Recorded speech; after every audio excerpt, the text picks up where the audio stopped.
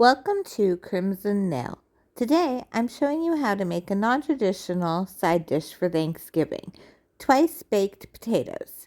So what you will need for this recipe is 4 large potatoes, stick butter, bacon, sour cream, shredded cheese, I chose to use cheddar, and then a variety of seasonings, which I will show you as we get more into the video. So without further ado, the first step is going to be to cook the bacon.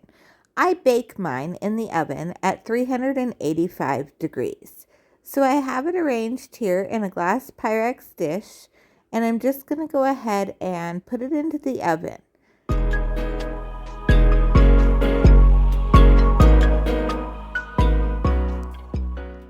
And I do flip it periodically throughout the cook.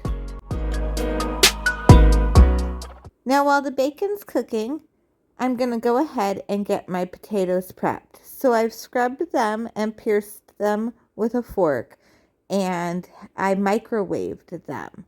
Now that they are essentially baked, I'm going to go ahead and cut the tops off of them. Now you don't want to cut them in half. You just want to kind of cut off that rounded top so that you make a boat.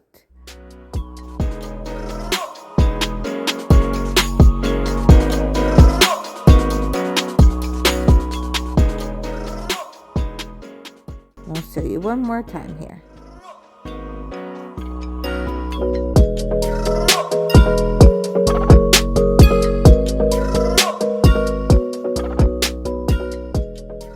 So just like so. Once you have all the tops cut off, the next step is to scoop out the potato filling. Now you do need to do this carefully because you don't want to break through the wall. And you do want to leave just a small layer of potato because that helps to give your shell stability. Oh, and I should have said, you're not scooping out and discarding the contents, you're scooping them out into a bowl.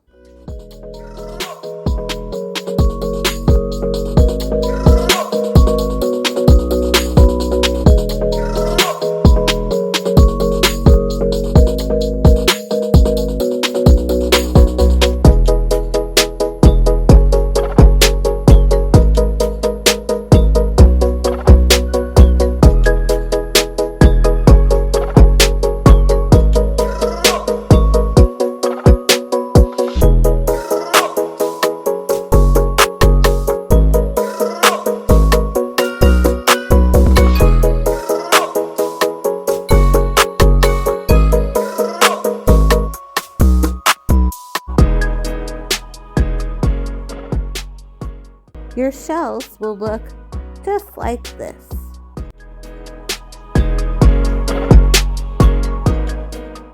And now it's time to make the filling that will be going inside these shells. So you want to start by melting butter. I have 4 tablespoons of butter here for 4 potatoes. And then you're just going to go ahead and add seasoning. I'm adding black pepper,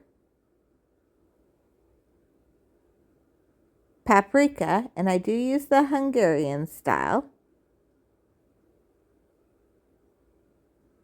Johnny's seasoning salt, garlic powder, garlic salt, and just a touch of sea salt. So once my seasonings are all added, I'm just going to go ahead and mix this up. You want to mix the seasoning in thoroughly so that it's evenly distributed.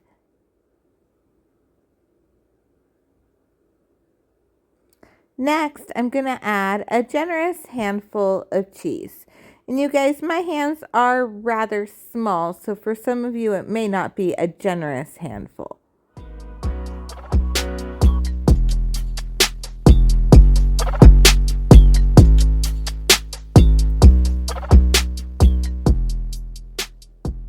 And then I'm just going to mix it up again.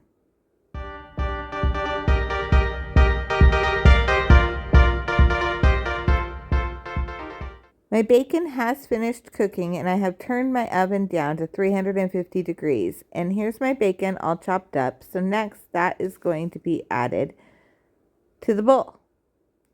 And once again, we will stir it all up.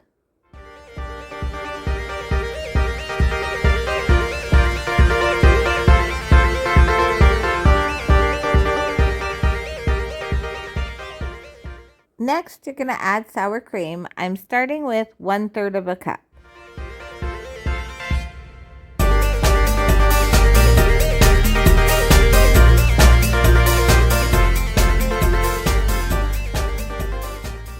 And in case you hadn't already guessed, you're going to mix it up again. And I have been tasting as I go along to determine if I need to add anything more.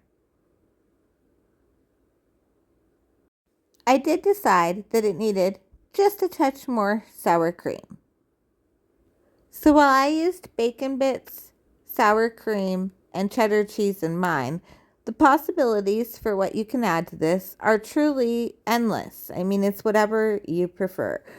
You could add broccoli, you could add brisket, or for a true Thanksgiving twist, you could even add turkey.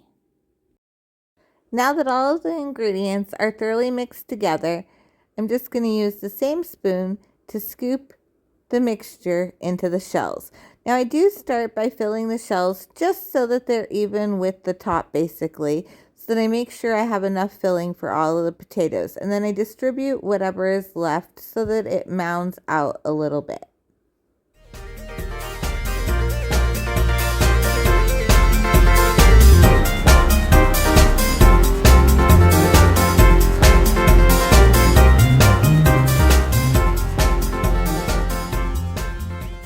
One of the great things about these is that you can make them ahead and store them in the freezer. And then all you have to do is take them out, and you can cook them from frozen or from a thawed state. I prefer cooking mine from the thawed state. So to store them, I take saran wrap and I just place the potato on top of the saran wrap and essentially wrap the potato in it, and then place the potato into a Ziploc bag. I have found that by pre-wrapping it, it helps with sweating and moisture. Now let's cook a couple. So I have a greased Pyrex dish here, and then I have some cheddar cheese that I reserved to use as topping. My oven, as I stated earlier, I reduced the heat, so it's set at 350 degrees. And I'm just going to go ahead and place the potatoes inside my Pyrex dish, add some cheese to the top, and pop them in the oven for about 20 minutes. These ones did take a bit longer because of their size, so they actually cooked for about 30 minutes.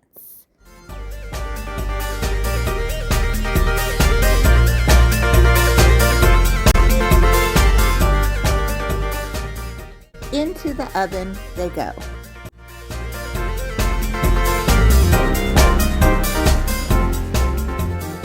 And 30 minutes later, you have some piping hot, delicious, twice-baked potatoes to enjoy.